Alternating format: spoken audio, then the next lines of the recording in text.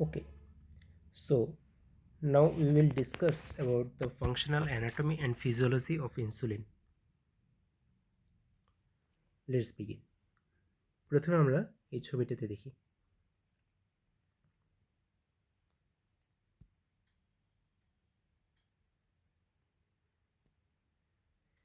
এটা আমাদের একটা প্যানক্রিয়াসের ছবি। এই প্যানক্রিয়াসে প্রায় 1 মিলিয়ন আইলেটস অফ ল্যাঙ্গারহ্যান্স থাকে।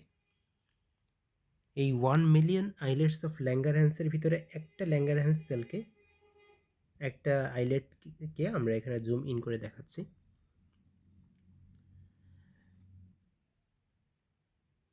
এই একটা আইলেটের ভিতরে 70% থাকে বিটা সেলস,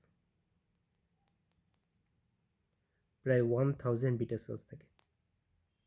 আর বাকি 30% থাকে হচ্ছে alpha cell, delta cell, F cell বা পিপি সেল।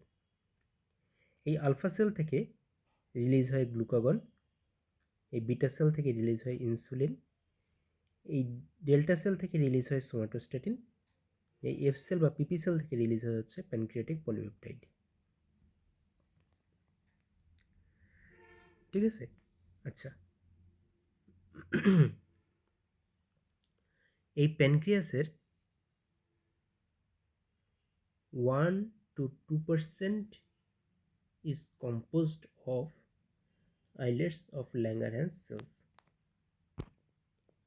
কিন্তু প্যানক্রিয়াসের যে টোটাল ব্লাড সাপ্লাই, তার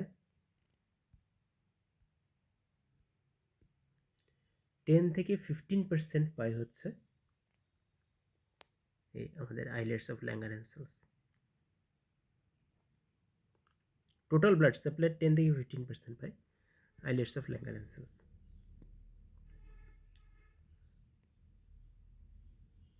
আচ্ছা, এখন আমরা ইনসুলিনে চলে আসি।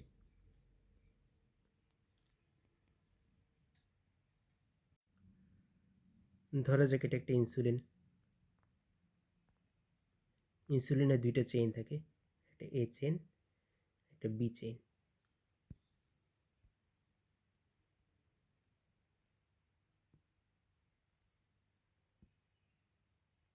এ চেইন, বি চেইন। এই এ চেইন বি চেইনটা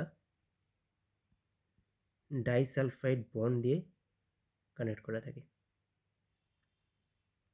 ইনসুলিন প্রথমে প্রো ইনসুলিন হিসেবে রিলিজ হয়, এবং যখন সে প্রো ইনসুলিন হিসেবে রিলিজ হয় তখন এই আলফা এ চেইন এবং বি চেইন, এই দুইটা তো ডাইসালফাইড বন্ড দিয়ে কানেক্ট করা থাকেই, তার সাথে আবার থাকে হচ্ছে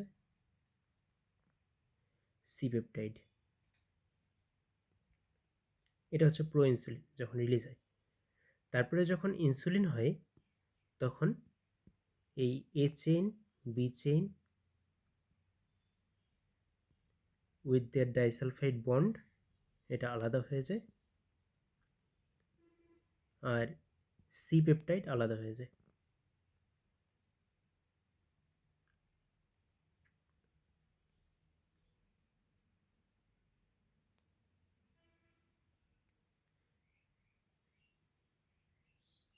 এখন আমরা বই থেকে দেখব।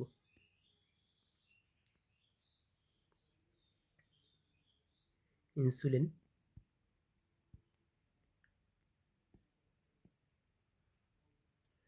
আচ্ছা, প্রথমে আমরা এখানে আসি।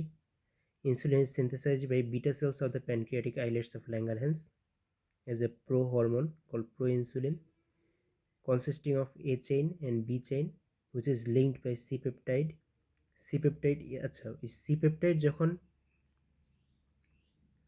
আমি যে আঁকিয়েছিলাম C-peptide,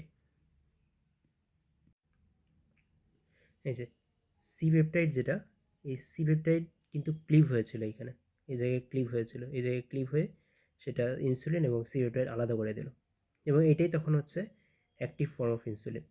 তো এই C-peptide ইনসুলিন এ চেইন এবং বি চেইন থেকে C-peptideকে আলাদা করে দেয় হচ্ছে বিটা সেল পেপটাইডেজ। এই এনজাইমের সাহায্যে, বিটা সেল পেপটাইডেজ এনজাইমের সাহায্যে ইনসুলিন এবং সি পেপটাইড আলাদা হয়ে যায়। C peptide is cleaved by beta cell peptidase to create insulin. A and B chains are joined by two disulfide bonds and free C peptide. In a healthy individual, around 10 days supply of insulin is stored. মানে একজন healthy ইন্ডিভিজুয়ালে 10 দিনের insulin supply যেটা সেটা store হয়ে থাকে, যেটা is equivalent to 200 থেকে 250 unit. There are around 1000 of beta cells, approximately 70% of islets of this, and approximately 70% of the islet population. In each, around 1 million islet cells secreted diffusely through the pancreas. মানে 1 million islets থাকে একটা প্যানক্রিয়াসের ভিতরে, সেই 1 million isletsের ভিতরে 1000 beta sales থাকে, এবং একটা আইলেটে থাকে 1000 বিটা সেল, এবং 1000 beta sell is composed of 70% of the total eyelet population. আমি সোজা করে দিচ্ছি জিনিসটা। এটা একটা প্যানক্রিয়াস, সেই প্যানক্রিয়াসের ভিতরে থাকে 1 মিলিয়ন আইলেটস। সেই 1 মিলিয়ন আইলেটস থেকে আমি একটা আইলেটকে নিয়ে আসলাম। এই একটা আইলেটের ভিতরে থাকে 1000 বিটা সেলস, প্রায় 70% কাভার করে রাখে একটা আইলেটকে বিটা সেল দিয়ে, আর বাকি 30% থাকে অন্যান্য সেল, যেরকম আলফা সেল, পিপি সেল, ডেল্টা সেল, এগুলো। The islets also contain alpha and delta cells synthesize respectively glucagon and somatostatin. আমরা বলে এসেছি F cell also known as P cell মানে PP cells polypeptide synthesize pancreatic polypeptide. The islets are highly metabolically active, but each individual has total mass less than 1 gram.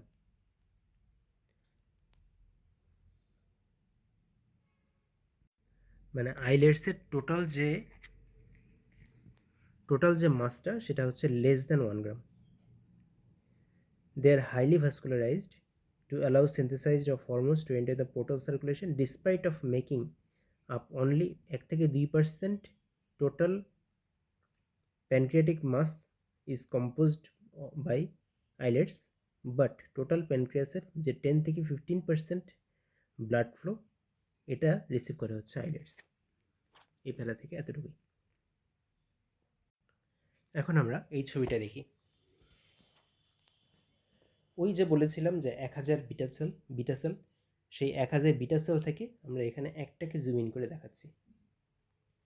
যখন আমরা glucose বা carbohydrate খাই, সেই glucose বা carbohydrate glute 1 and 2 এইটা হচ্ছে insulin independent glucose transporter. এই insulin independent glucose ট্রান্সপোর্টারের সাহায্যে এই গ্লুকোজ চলে আসে বিটা সেলের ভিতরে। বিটা সেলের ভিতরে আসার পরে এই গ্লুকোজ 6 ফসফেট এ কনভার্ট হয় গ্লুকোকাইনেজ এনজাইমের সাহায্যে। এই গ্লুকোজ 6 ফসফেট আলটিমেটলি গ্লাইকোলাইসিস হয় এবং মাইটোকন্ড্রিয়াতে যেয়ে অক্সিডেটিভ ফসফোরাইলেশন হয়। অক্সিডেটিভ ফসফোরাইলেশন হওয়ার পরে যে এটিপি তৈরি হয়, সেই এটিপি এই পটাশিয়াম চ্যানেলকে ব্লক করে দেয়। যখনই পটাশিয়াম চ্যানেলকে ব্লক করে দেয়, তখনই সেলের মেমব্রেন পটেনশিয়াল বাড়তে থাকে। যখনই মেমব্রেন পটেনশিয়াল বাড়তে থাকে, তখনই ভোল্টেজ গেটেড ক্যালসিয়াম যেটা, এটা ওপেন হয়ে যায়। ভোল্টেজ গেটেড ক্যালসিয়াম ওপেন হয়ে প্রিফর্মড ইনসুলিন ভেসিকলগুলোকে এই সেল সারফেসের গায়ে ফিউজ করে দেয়, এবং এখান থেকে আলটিমেটলি ইনসুলিন রিলিজ হয়। এখন আসি যে প্রিফর্মড ইনসুলিন কোথা থেকে তৈরি হয়। বিটা সেলের ভিতরে যে নিউক্লিয়াস থাকে, সে নিউক্লিয়াসের ভিতরে থাকে কিছু নিউক্লিয়ার ট্রান্সক্রিপশন ফ্যাক্টরস, যেগুলোকে আমরা HNF1 আলফা, যেগুলোকে আমরা HNF4 আলফা, যেগুলোকে আমরা HNF1 বিটা বলে থাকি। এই HNF1 আলফা, এই নিউরোনাল ট্রান্সক্রিপশন ফ্যাক্টরগুলো এরা ইনসুলিন তৈরি করে রাখে এবং তৈরি করে একটা ভেসিকেলের ভিতরে এরা রেখে দেয়। যখনই ক্যালসিয়াম আসে তখনই এই প্রিফর্মড ভেসিকলসগুলো ইনসুলিন সেল সারফেসের গায়ে অ্যাটাচড হয়ে যায় এবং সেখান থেকে ইনসুলিন রিলিজ হয়। আচ্ছা, ইনসুলিন যখন রিলিজ হয়, এই ইনসুলিন এটা একটা স্টেপ, মানে ইনসুলিন রিলিজ করার। আরেকটা আরেকটা কারণে ইনসুলিন রিলিজ হয়, সেটা হচ্ছে GLP-1, glucagon like peptide 1, and GIP, gastro intestinal peptide.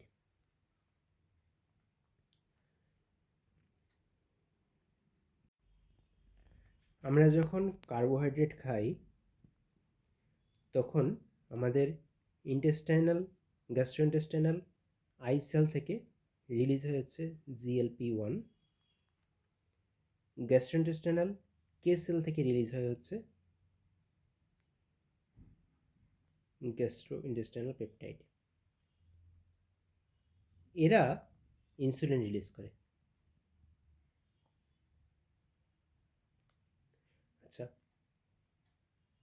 Glucagon like peptide 1 আর GIP, গ্যাস্ট্রোইন্টেস্টাইনাল পেপটাইডের একটা প্রবলেম হচ্ছে এরা খুব তাড়াতাড়ি ব্রেকডাউন হয়ে যায়, within 5 minutes, by the action of DDP4 inhibitor. এই এনজাইমের সাহায্যে এরা ব্রেকডাউন হয়ে যায়। আচ্ছা, এদের একটা কাজ হচ্ছে এরা ইনসুলিন রিলিজ করে। তো এদেরকে কাজে লাগিয়ে যদি আমরা অ্যান্টি ডায়াবেটিক ড্রাগ প্রেসক্রাইব করতে চাই, they can be very much effective.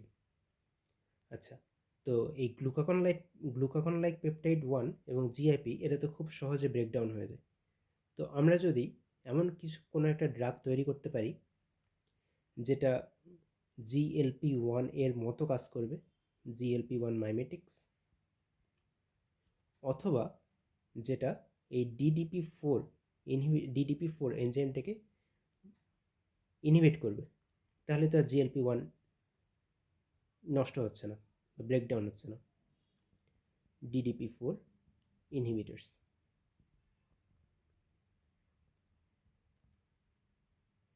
এই দুটো ড্রাগ আমরা অ্যান্টি ডায়াবেটিক ড্রাগ হিসেবে ইউজ করতে পারি।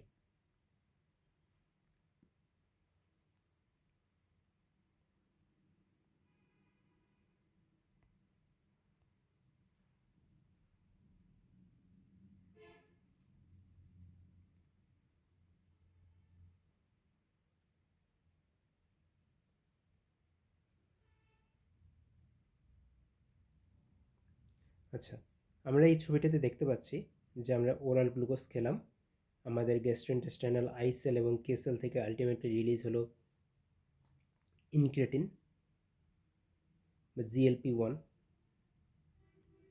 ইনক্রেটিনটা কি সেটা আমি পরে বলছি।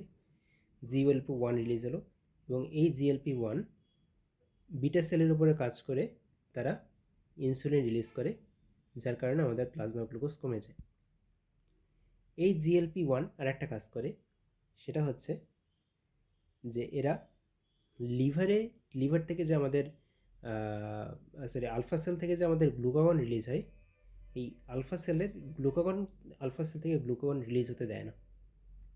তাহলে আলটিমেটলি কি হলো, আমার গ্লুকাগন রিলিজ হচ্ছে না, প্লাস আমার ইনসুলিন রিলিজ হচ্ছে।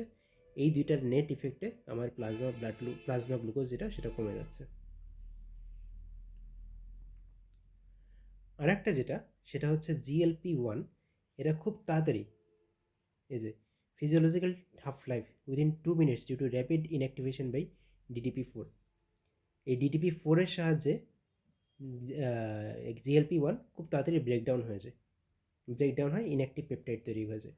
আমরা যদি এই GLP-1 মানে DDP4 এনজাইমটাকে ইনহিবিট করতে পারি DDP4 ইনহিবিটার্স দিয়ে, তাহলে হচ্ছে আমাদের এই GLP-1 বেশি সময় ধরে থাকবে এবং আলটিমেটলি সে প্লাজমা গ্লুকোজকে কমায় রাখবে।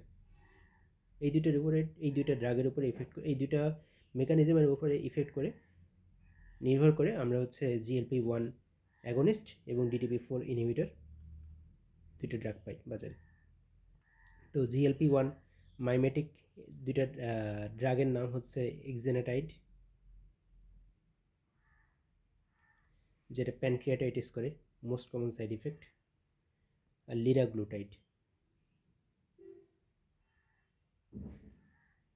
আর DTP-4 ইনহিবিটরস যেগুলো, সেগুলো হচ্ছে গ্লিপটিনস, যেরকম হচ্ছে সিটাগ্লিপটিন, ভিডাগ্লিপটিন, গ্লিপটিন, এইগুলো।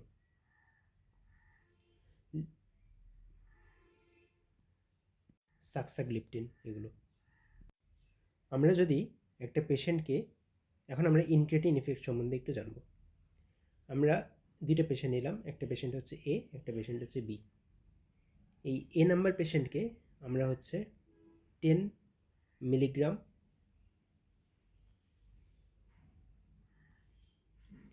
10 গ্রাম গ্লুকোজ দিলাম উইথ আইভি, আর বি পেশেন্টকে আমরা 10 গ্রাম গ্লুকোজ দিলাম ওরাল। যদি আমরা ইনসুলিন মেজারমেন্ট করি কিছুক্ষণ পরে, তাহলে দেখা যায় যে পেশেন্টটাকে আইভি গ্লুকোজ দিয়েছিলাম তার ইনসুলিন রিলিজ হয়েছে 4 ইউনিট, আর যে পেশেন্টকে আমরা 10 গ্রাম ওরাল গ্লুকোজ দিয়েছিলাম তার ইনসুলিন রিলিজ হচ্ছে 6 to 7 ইউনিট। কেন এটা হলো? কেননা ওই যে ওরাল গ্লুকোজ খাওয়ার কারণে তার গ্যাস্ট্রোইন্টেস্টাইনাল সেল থেকে, গ্যাস্ট্রোইন্টেস্টাইনাল আই সেল থেকে এসেছে গ্লুকাগন লাইক পেপটাইড এবং গ্যাস এবং GIP-1 গ্যাস্ট্রিক ইনহিবিটরি পেপটাইড। এই দুইটার কারণে তার এক্সট্রা 2 থেকে 3 ইউনিট বেশি ইনসুলিন রিলিজ হয়েছে, কিন্তু এই গ্লুকোজ তো আর ইয়েতে যায়নি, আমাদের গ্যাস্ট্রোইন্টেস্টাইনাল ট্র্যাক্টে যায়নি, যার কারণে আমার কিন্তু এই GLP-1 বা জিআইপি এর যে ইফেক্ট, সেটা কিন্তু আমরা পাইনি। এই যে ইফেক্ট, এই যে ইনসুলিন যে কম রিলিজ হলো একখানে আর একখানে যে বেশি রিলিজ হলো, এটাকে আমরা বলতেছি হচ্ছে incretin effect. After intravenous glucose এর এই অবস্থা, অ্যান্ড আফটার ওরাল গ্লুকোজ এই অবস্থা, এটাকে আমরা বলি হচ্ছে ইনক্রেটিন ইফেক্ট। আর একটা জিনিস, সেটা হচ্ছে যে basal insulin secretion and bolus insulin secretion. আমাদের ব্লাড গ্লুকোজকে মেনটেন করার জন্য সবসময় আমাদের ব্লাডে একটা নির্দিষ্ট পরিমাণের ইনসুলিন রিলিজ হয়, যেটা সবসময় রিলিজ হচ্ছে সেটাকে আমরা বলি হচ্ছে ব্যাজাল ইনসুলিন। আর আমরা কার্বোহাইড্রেট রিচ কোনো ফুড খেলাম, আমাদের ইনসুলিন অ্যাকিউটলি রিলিজ হলো, এটাকে আমরা বলি হচ্ছে বোলাস ইনসুলিন।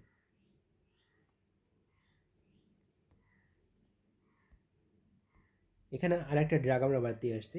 আচ্ছা, আমরা যদি এই পটাশিয়াম চ্যানেলটাকে ইনহিবিট করে রাখতে পারি, তাহলে তো আলটিমেটলি সবসময় আমাদের ইনসুলিন রিলিজ হচ্ছে।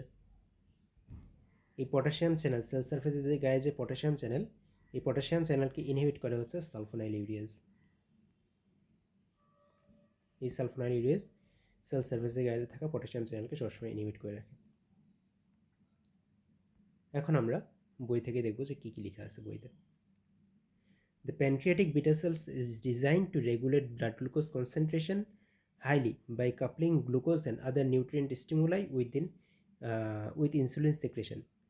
Entry of glucose into the pancreatic beta cell by facilitated, আচ্ছা, এই ইনসুলিন যে গ্লুকোজ বিটা সেলের ভিতরে ঢোকে, এটা হচ্ছে ঢোকে ফ্যাসিলিটেড ডিফিউশনের সাহায্যে।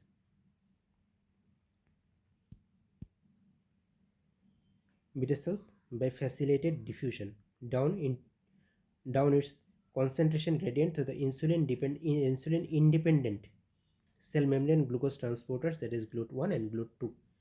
Very much important. Glucose is metabolized by glycolysis and oxidative phosphorylation.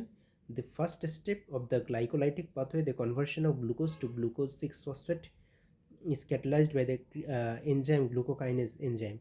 The generation of glucose 6-phosphate is directly proportional to the concentration of glucose, thus making glucokinase enzyme very effective physiological glucose sensor of the beta cells. When glucose cells is metabolized, adenosine triphosphate is generated, closing the ATP sensitive potassium channel. This depolarization of the cell membrane triggering release of calcium, which in turn activates voltage gated calcium channel, resulting in secretion of insulin. Therefore, the amount of insulin released in response to the simple pathway at any given time is intrinsically linked with blood glucose concentration at that moment.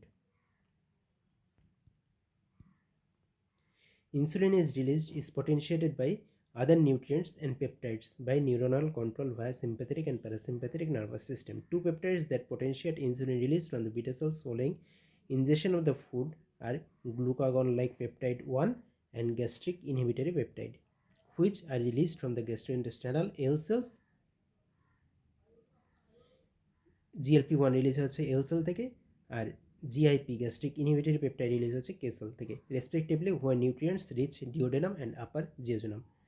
Thus, for a given ambient concentration of glucose sensed by beta cells, more insulin is secreted when the glucose has been ingested orally, when gut peptides are released, than when the glucose was administered intravenously. মানে এই intravenously যখন glucose administer করা হয় তখন insulin secretion কম হয়,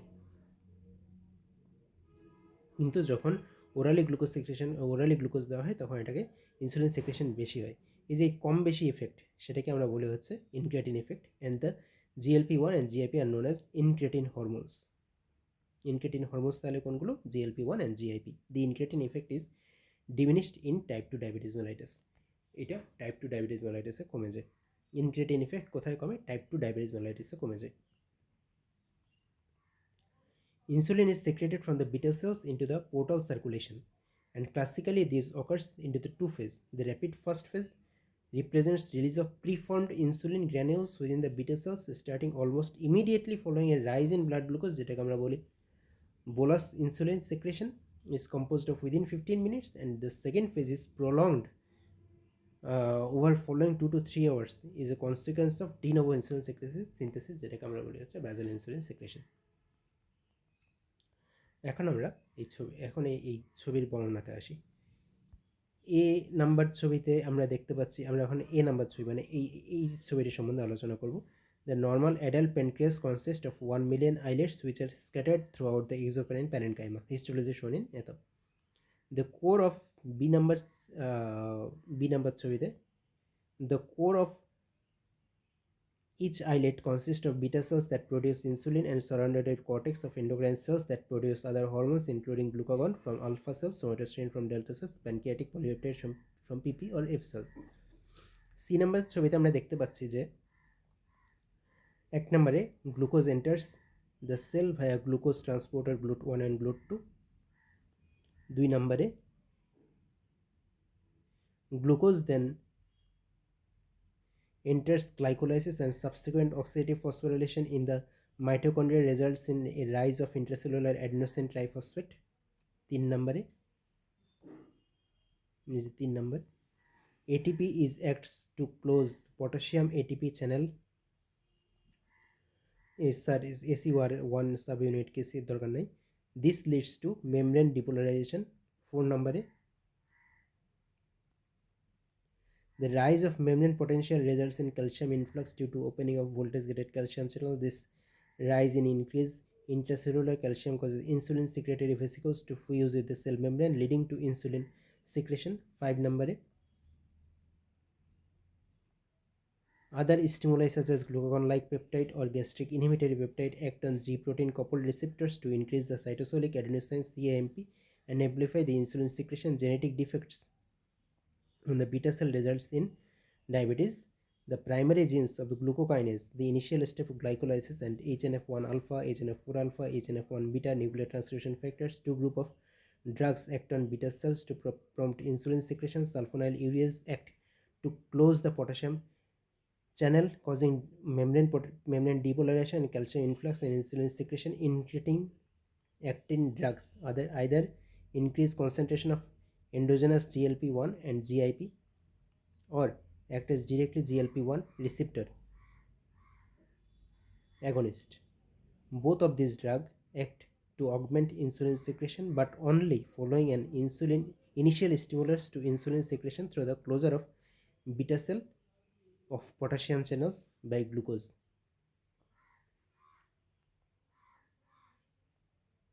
আরেকটা এই ছবি থেকে আমরা আরেকটা জিনিস ডিসকাশন করব, সেটা হচ্ছে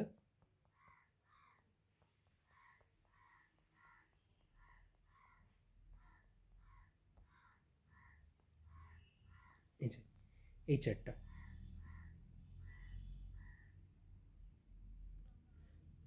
আমরা যে দেখে আসলাম যে গ্লুকোকাইনেজ এনজাইম, যাদের গ্লুকোকাইনেজ এনজাইম ডেফিসিয়েন্সি থাকে তাদের বিটা সেল ডিসফাংশন থাকে, এবং তাদের ক্ষেত্রে আমরা এটাকে বলি হচ্ছে MODY, maturity onset diabetes in young two, type 2। যাদের ক্ষেত্রে HNF1 আলফাতে ডিফেক্ট থাকে এটাকে আমরা বলি হচ্ছে HNF1 আলফাতে ডিফেক্ট, আমরা এটাকে বলি maturity onset diabetes in young type 3। যাদের ক্ষেত্রে HNF4 আলফাতে প্রবলেম থাকে তাদের ক্ষেত্রে আমরা বলি maturity onset diabetes in young type 1।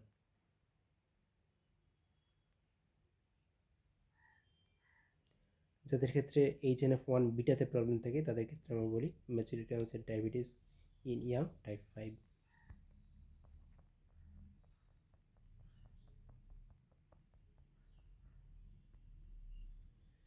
এই যে মোডি 3 1 আলফা, মোডি 1 4 আলফাতে প্রবলেম, মোডি 5-এ 1 বিটাতে প্রবলেম, মোডি টাইপ 2-তে গ্লুকোকাইনেজ এনজাইমে প্রবলেম। সো এখনকার ডিসকাশন এতটুকুই। Thank you.